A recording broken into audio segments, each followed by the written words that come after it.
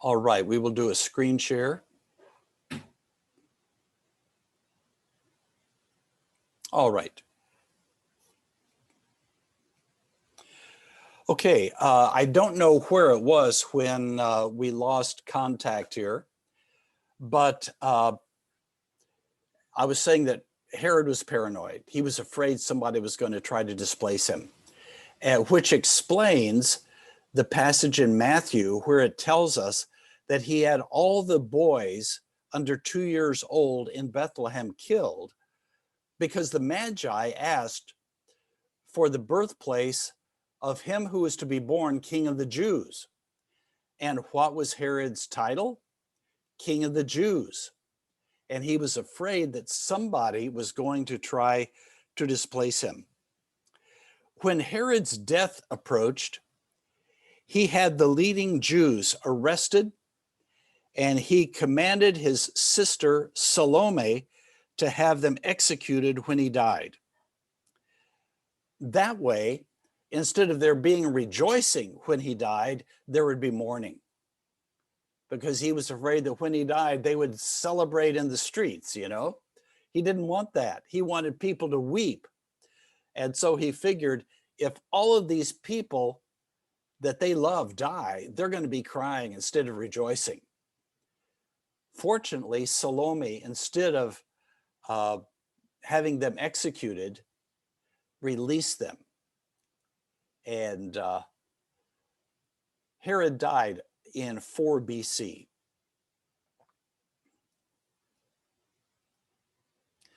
This is Herod the Great's sarcophagus. A sarcophagus is what you would put the body in. Now, it is quite amazing that this has been discovered. I mean, just think of it. This biblical character, his body was put into that stone box. And this was discovered not too long ago in Jerusalem. Now, in his 5th will, Herod had chosen Antipas to succeed him as king of the Jews. But then he changed his mind, and in his 6th and final will, he appointed Archelaus, his son, over Samaria, Judea, and Idumea with the title of king, and Antipas and Philip as tetrarchs. After Herod's death in 4 BC, both Archelaus and Antipas appealed to Caesar Augustus to become king of the Jews and take the place of their father. But Augustus divided the kingdom among them and their brother Philip.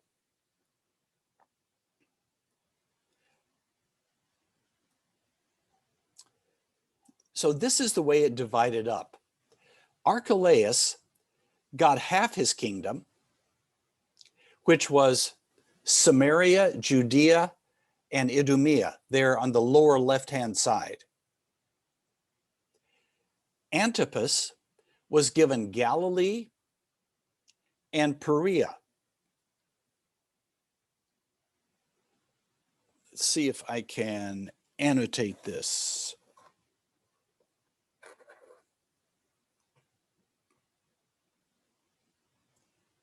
So Archelaus got this part, which was basically half the kingdom. Antipas got Galilee and Perea, this area over on the other side of the Jordan. And then Philip got Batanea, Trachonitis, and Oronotus up in this area. So Jerusalem then is under Archelaus. Galilee, including Nazareth, is under Antipas. And this area up here to the right, which would include Bethsaida on the Sea of Galilee, and Caesarea Philippi, where Peter confessed, "You are the Christ," that was under the leadership of Philip the Tetrarch.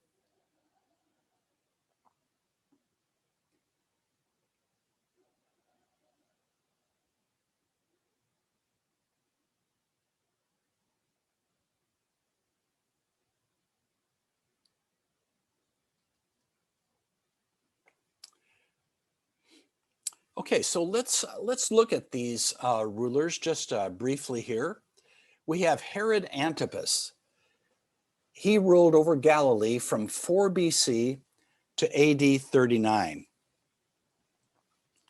Now, Herod Antipas is just called Herod in the New Testament. He was a lot like his father. He was a great builder, but unfortunately, he also had his father's problems. Now, let me just say a word about the term Herod in the New Testament. There are three different people called Herod in the New Testament. First of all, we have Herod the Great, and he is in the infancy narratives. So the Herod that is there when Jesus is born is the one called Herod the Great. Secondly, we have Herod Antipas, and he was the son of Herod the Great, also called Herod the Tetrarch. He appears in the Gospels after the infancy narratives and in Acts 13:1.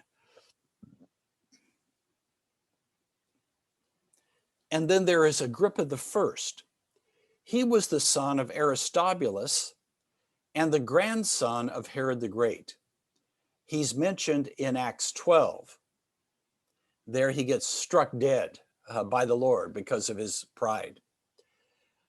Now there is also Herod Philip, who was the half-brother of Antipas, Archelaus, and Philip, the Tetrarch. He was the first husband of Herodias. He is mentioned in the New Testament, but he's just called Philip, not Herod Philip. We probably also should mention Agrippa II. He was the son of Agrippa I, and he's not called Herod, but is called King Agrippa in Acts 25 and 26.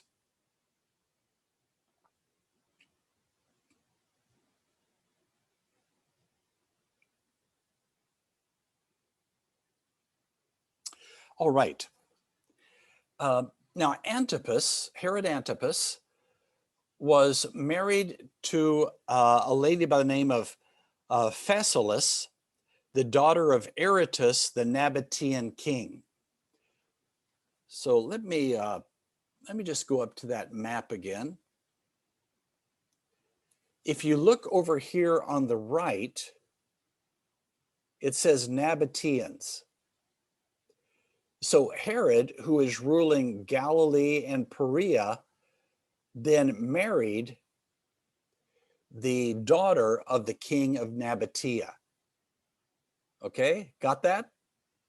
Okay. Let me just clear this then.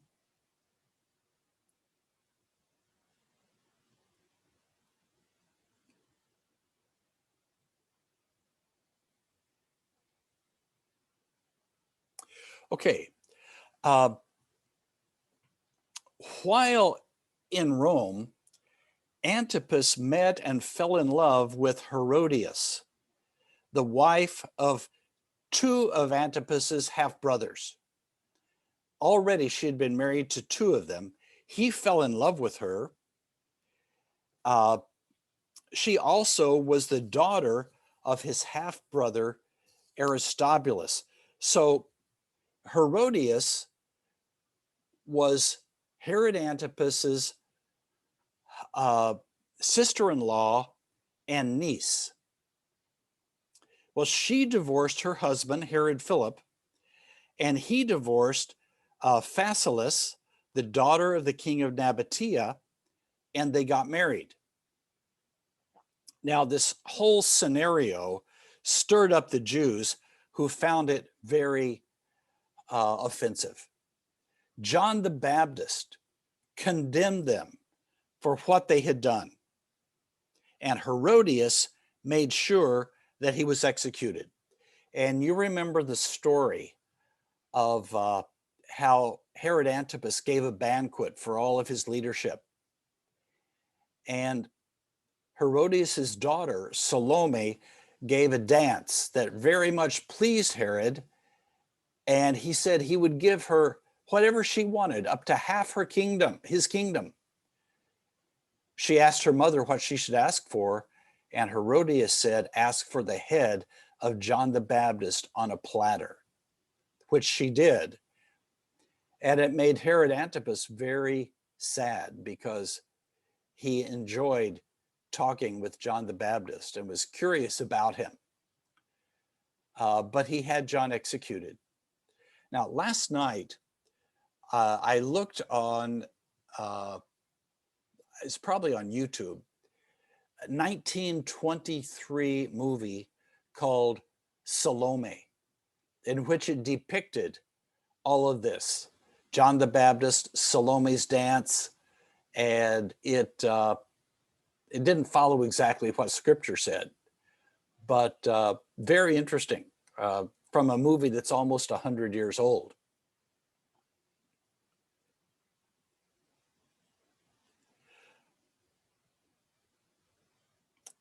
Now, neither did Antipas's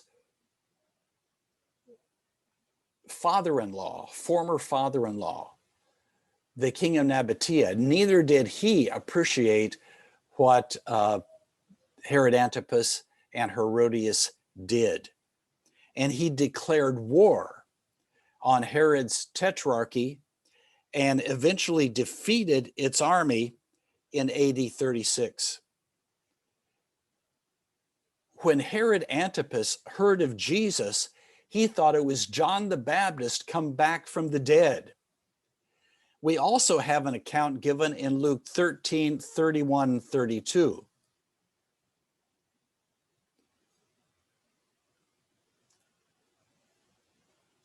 It says, at that time, some Pharisees came to Jesus and said to him, leave this place and go somewhere else. Herod wants to kill you. That's Herod Antipas. He replied, go tell that fox, I will drive out demons and heal people today and tomorrow, and on the third day, I will reach my goal. He said, go tell that fox. You know, it's interesting that a fox eats chickens. And shortly after this, Jesus says, "O Jerusalem, Jerusalem, how I would have gathered your children together as a hen gathers its brood under its wings, but you would not." See, Jesus would give protection to the chicks. Herod, the fox, eats the chicks. Quite a contrast there. Okay, my alarm just went off that tells us we need to take a 10-minute break. So let's take a 10-minute break and we will come back then in 10 minutes.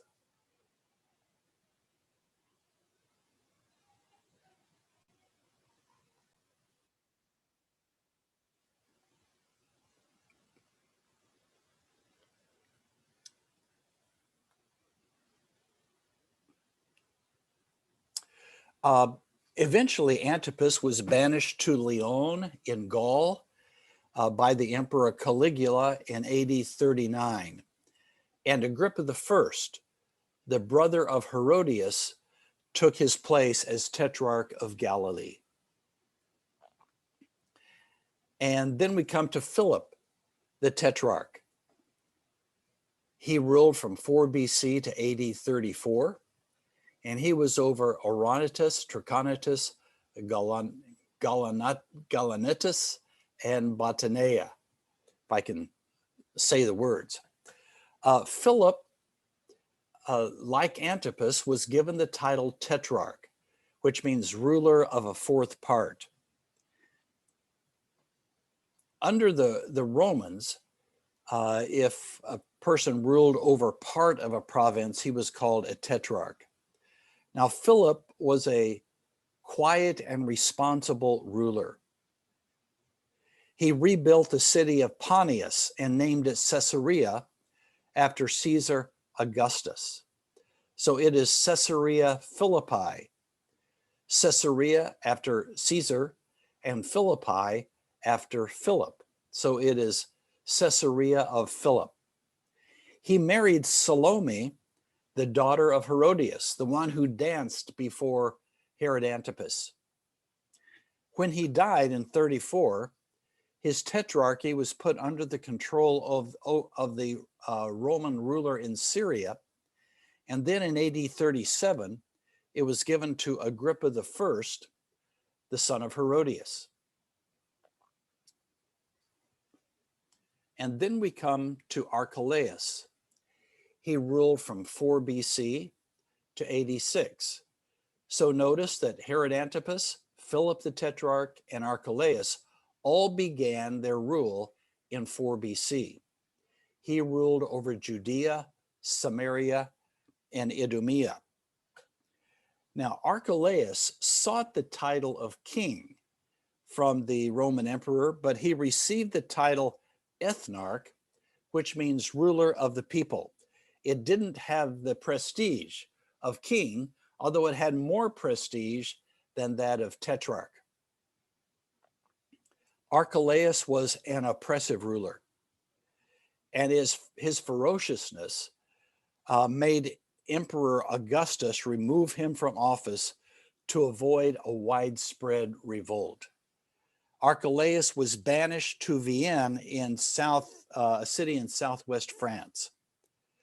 Now, the character of Archelaus can be seen from Matthew 2:22.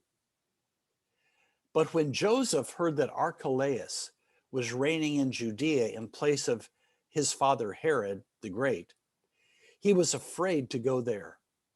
Having been warned in a dream, he withdrew to the district of Galilee and went and lived in a town called Nazareth. When Archelaus was banished in AD 6, Rome made Judea a Roman province under the jurisdiction of a prefect. Now, we've seen that Philip the Tetrarch's territory was given to Agrippa I in AD 37. Then Herod Antipas's area was given to him.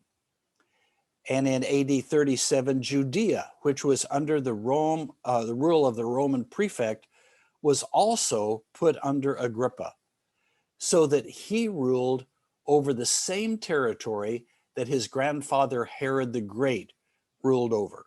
Okay, this is Agrippa I. It's the Agrippa that we see in the book of Acts. Agrippa I was a strict Jew and a persecutor of Christianity. He executed James, the brother of John, and he would have executed Peter if God had not miraculously gotten Peter out of prison. Agrippa suddenly died, and the early church saw in it the judgment of God. And this is the way it reads.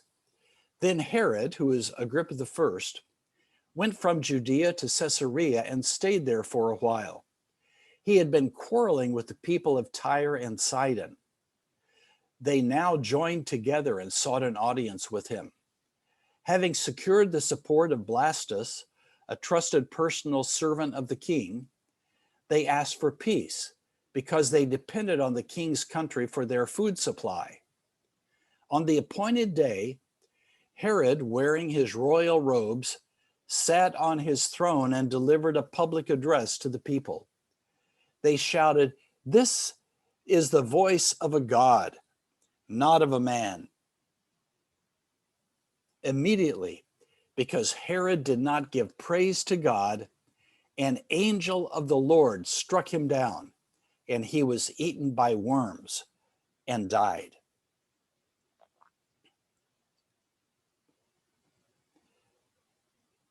Josephus tells about how he died, and although he didn't see it as the hand of God, he tells how he came out and the sun shone on his shining armor that he had on, and I guess it was quite spectacular.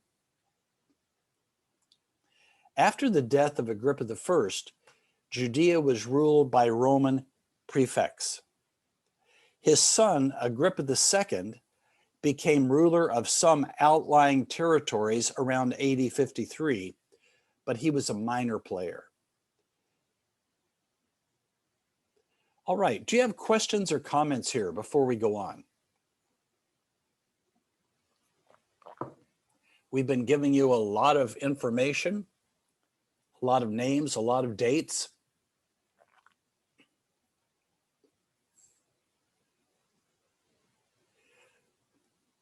Have I given you so much information you don't know what to ask? Maybe. All right. Yes, Doctor. Yes. I would like to ask you how we can note the important information from that, because I try to note it, but it's quite It's yes. quite difficult for me. I don't know how to note the important point from your lesson through this history lesson. Yeah, I would say just do your best to Yes. To understand what we've presented. Yes. And you know, I'm not going to go through and say, okay, this is important, but this is not important. You know, I would say just try to understand what we have shared.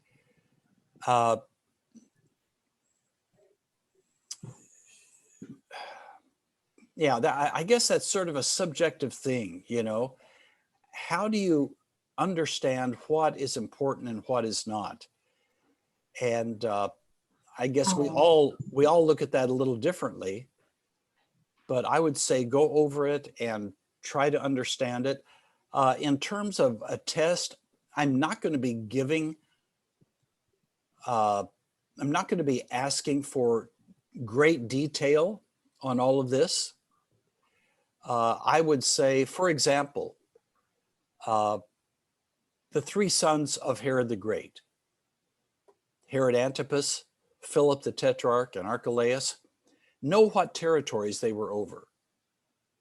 You know, I mean, that I would say would be something that you should know. And but I'm not going to ask for minor details on these, you know, what I've shared. Okay, I hope that helps. Yes. Yes. Thank you, Doctor. Okay. Any other questions, comments? All right.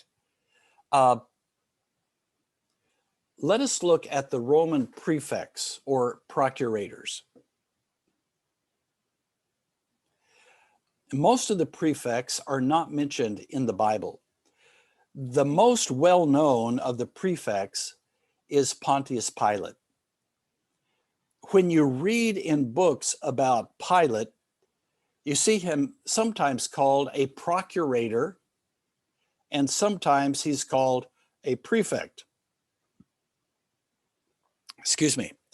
The term prefect was changed to procurator under Emperor Claudius in AD 41. Lest there should be any doubt about Herod's title, it was resolved when an inscription was found in Caesarea, which mentions Pilate and calls him a prefect. This is the Pilate inscription. And part of the inscription is missing, but originally part of it read, "Building in honor of Tiberius," that was the Roman emperor, "Pontius Pilate, prefect of Judea." So the proper terminology here for Pilate is prefect. Now, even the description in the description of this inscription in the Israel Museum reads Pontius Pilate, procurator of Judea. So even the experts get it confused. So see there it says Pontius Pilate, procurator of Judea. It should read Pontius Pilate, prefect of Judea. Now, Pilate didn't get along well with the Jews. His administration was corrupt, and he was guilty of excessive violence against the Jewish people. He did several things that were offensive to the Jewish people, such as bringing Roman standards into Jerusalem. The standards were like flags carried by the Roman soldiers. They probably were topped by a Roman eagle. In response, the Jews rioted, and Pilate had to remove the standards. He also brought shields that were made in honor of Tiberius, the Roman governor, into Herod's palace. The shields probably bore Tiberius's image and proclaimed him to be God. Again, because of the offense to the Jews, Pilate had to remove them. In Luke 13:1, it tells of some Galileans whose blood Pilate had mixed with their sacrifices. We don't have the details on the incident, but probably Pilate sent troops into the temple where people were sacrificing and slaughtered them, slaughtered the men that were there, mixing their blood with the blood of the sacrifices. In the trial of Jesus, the turning point in Pilate's decision about Jesus was the Jews saying, "If you release this man, you are not Caesar's friend." Every person working under Caesar desired to be called Caesar's friend. There was actually a title, Amicus Caesaris, Caesar's friend. Pilate knew that if an investigation was called for, the corruption of his administration would be detected and he would be removed from office. So to prevent that, Pilate gave the Jews Jesus, had him delivered over for crucifixion. But eventually, his corruption caught up with him, and he was recalled to answer to Tiberius. Before he got to Rome, Tiberius died, and we hear no more of Pilate. Two other prefects or procurators in the New Testament that are mentioned in the New Testament were Felix and Festus, and Paul appeared before them both. Felix was married to Drusilla, who was part of the Herodian family. He was a poor ruler, and nothing that Festus did, who followed him, nothing he could do could resolve the situation.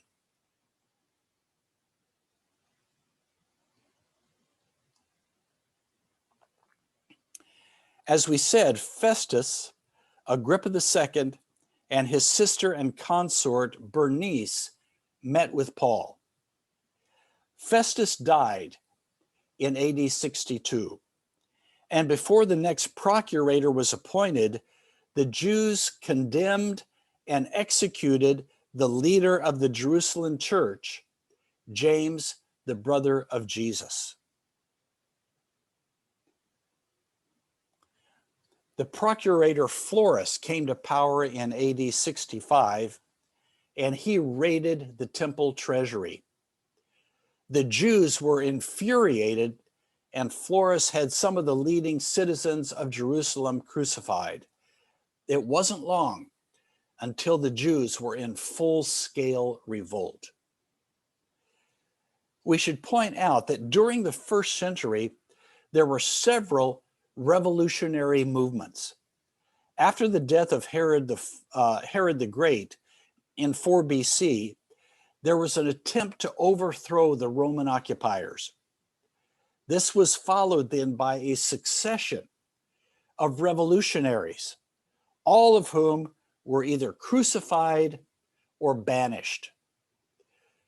Let me just give you the names of some: Simon, Athronges, Judas the Galilean, Ptolemaeus, Theudas, the sons of Judas the Galilean, Jacob and Simon, an Egyptian Jew, Hezekiah, and Menachem. All of these started revolutionary movements against the Romans. The Jewish Revolution began in AD 66. The forces of the Roman general Vespasian descended on Jerusalem in AD 68. And in fact, Agrippa II fought side by side with him. But news came that Nero had died and Vespasian was in time the new emperor. So his son Titus carried out the siege of Jerusalem in AD 70. So in AD 70, Jerusalem, including the temple, was destroyed by the Romans. In Jerusalem today, you can see the ruins of homes that were destroyed by Titus's soldiers. One in particular, called the Burnt House, is well preserved. And you can still see the ashes of where the Romans burned it. You can see their coins, their jewelry, their pots that were left there by the Romans. You can also see the luxurious homes of the high priests that have been excavated. They lived in luxury. And if you take the life of Christ from me, I'll show you pictures of these houses that were very luxurious and were destroyed by the Romans in AD 70. There is an arch in Rome called the Arch of Titus that commemorates Titus's victory over the Jews. This is the Arch of Titus in Rome, and on it there is a relief depicting the sacking of the temple. So here is an actual historical record of the Romans' destruction of the temple in Jerusalem. So this is the Arch of Titus here, and you can see there, you see the menorah, the candlesticks there, and various instruments that they've taken from the temple. Now, we need to realize that in the first century, the buildings in these ancient cities didn't look the way they look today. Today, they are all just bare stone, not colorful at all. But originally, they were very colorful. In fact, if we could go there, I'm sure that we would be stunned at all of the color and all of the beauty that they had in those buildings. We have a colorized version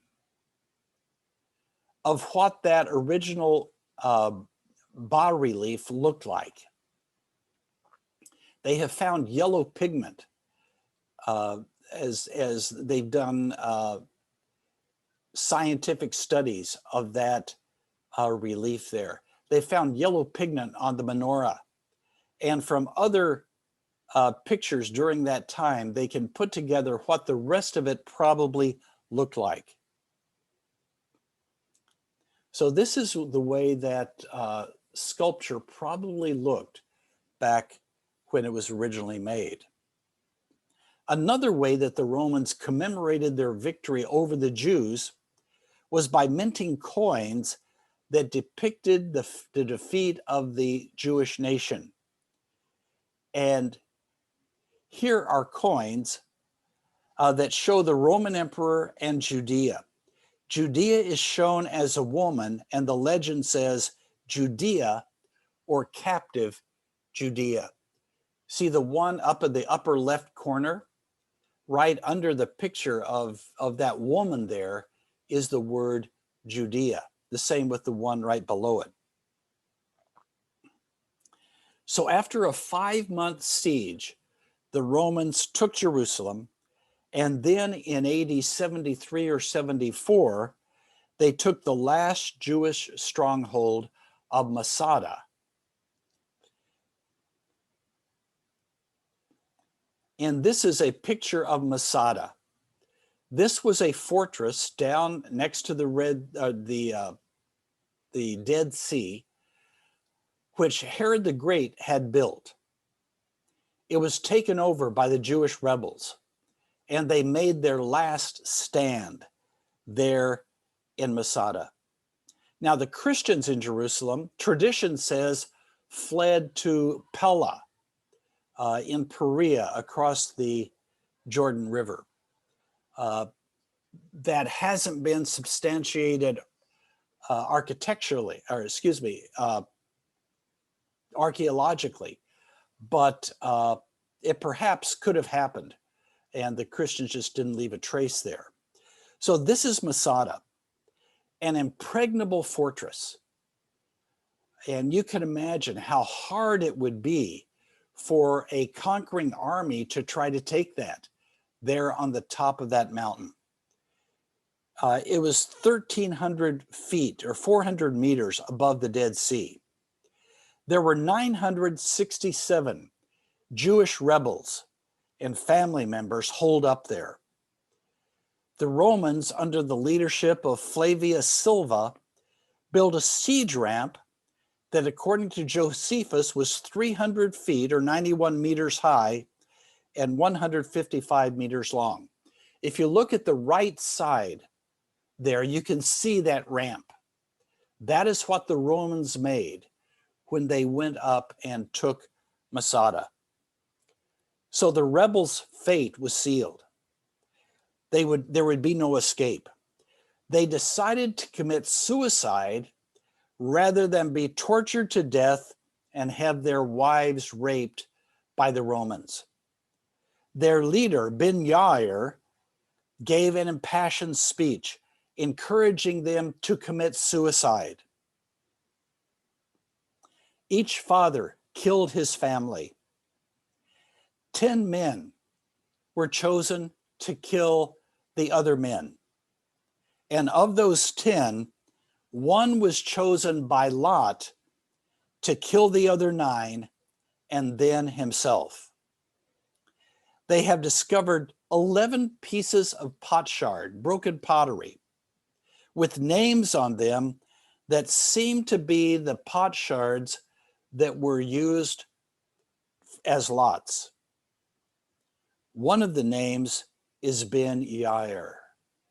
So here are the potsherds from Masada.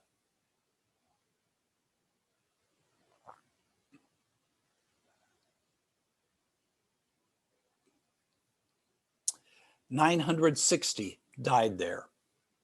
The other 7 fled and escaped.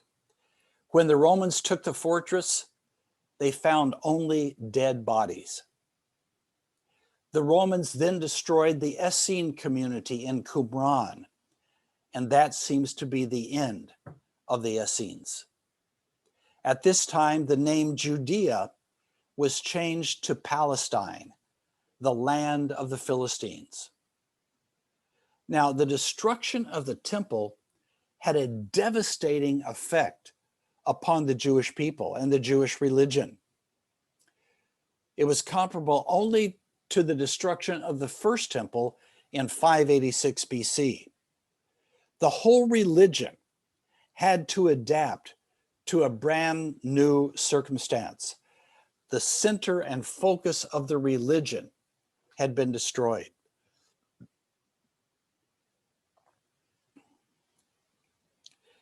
Perhaps in the late 1st century, we don't know exactly when, the Birkat HaMinim, the benediction of the heretics, was written in the city of Jamnia. It was included in the 18 benedictions, which was prayed in every synagogue service. One version of it said, "As for the apostates, let there be no hope, and in judgment cause the kingdom of arrogance soon to be destroyed. Blessed are you, O Lord, who humbles the proud." And there was another version of it that said, "Let Nazarenes and heretics perish in a moment. let them be blotted out of the book of the living, and let them not be written with the righteous. Of course, Nazarenes refers to Christians. And you can tell that it wasn't a blessing, but a curse. And that had the effect of expelling Christians from the worship of the Jews, making a deep dividing line between them.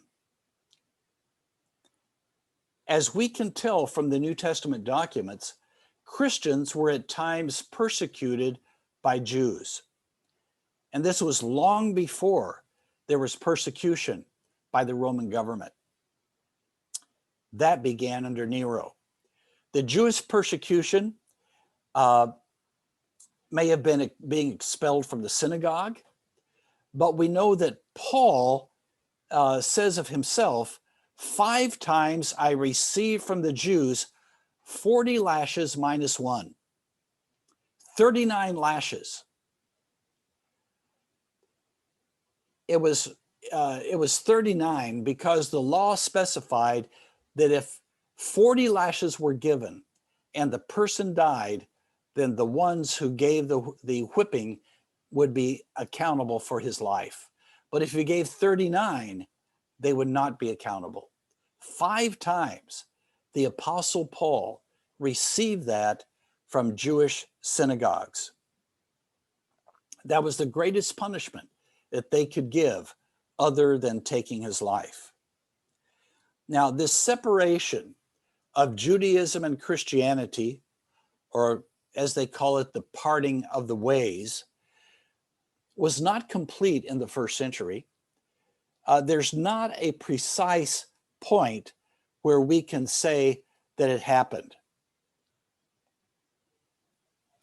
It was gradual. In fact, as late as the 4th century, there were still some Christians who were attending the synagogue. The Jewish hopes of nationhood didn't die easily. The last attempt at revolt was led by Bar Kokhba, which means son of the star, or Ben Kosaba, as he was also known, in AD 135, after a law of Hadrian forbade circumcision and proposed to build a temple of Jupiter on the site of the temple in Jerusalem. So the Jews again revolted. Bar Kokhba was captured and Jerusalem became a Gentile city. Jerusalem was rebuilt on a Roman plan, and a temple to the Roman god Jupiter was erected where the Jewish temple had been, and Jews were banned from the city by penalty of death. Now, even after the destruction of the temple and the city in AD 70, and then again the defeat of the Jews in AD 135, there continued to be a Christian presence in Jerusalem. It was uninterrupted until the time of Constantine. Now, I think that's important because tradition says that Jesus was crucified, buried, and rose again at the site of the Church of the Holy Sepulchre in Jerusalem. And if that tradition is true, then that would be the place of the crucifixion, burial, and resurrection of Christ. All right. Do you have questions or comments here before we go on?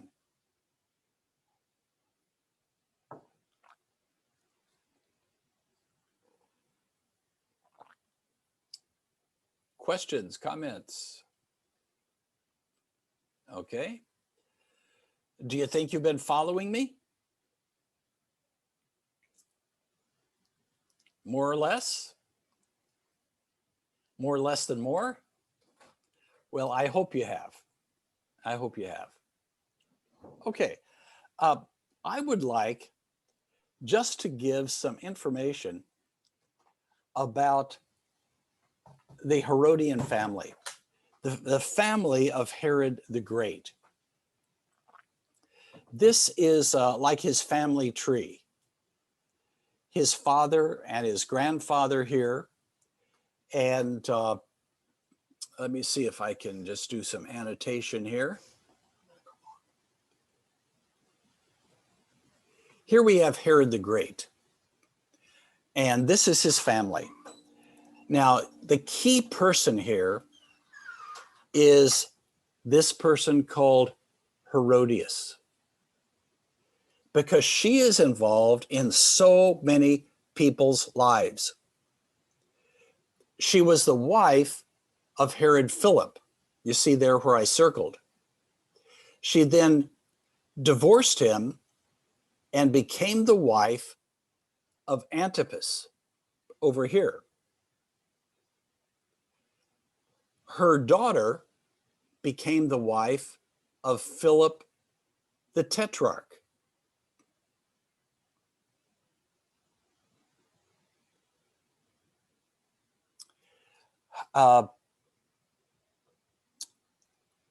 So she is a key player in all of this. If you could talk to one person about this whole family tree, you want to go to Herodias. Herod had 10 wives. We only show 5 here. He executed his wife, Mariamne. I'll just put an X through her there. He executed his mother-in-law, Alexandra. I don't believe we have her on here. He executed his son, Alexander. Alexander over here. He also executed his son, Aristobulus, over here. And his brother-in-law, Costobarus, which is over here. And his son Antipater, only 5 days before his death. Now I'm looking for Antipater. Here, Antipater.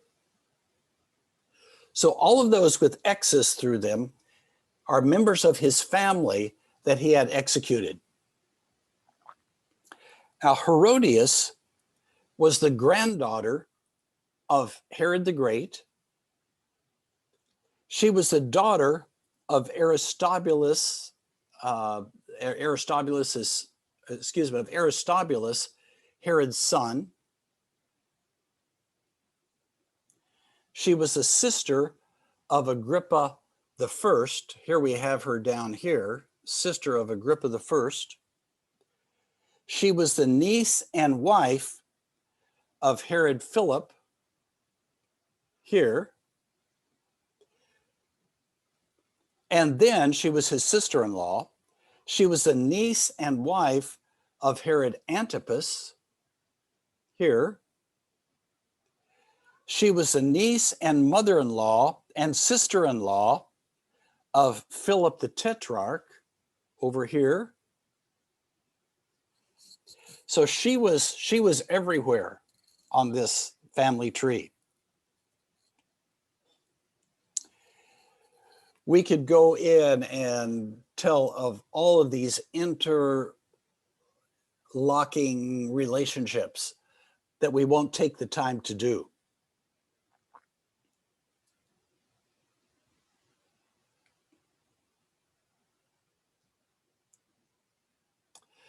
Okay, in Acts 24, and 5, it says, several days later, Felix came with his wife Drusilla.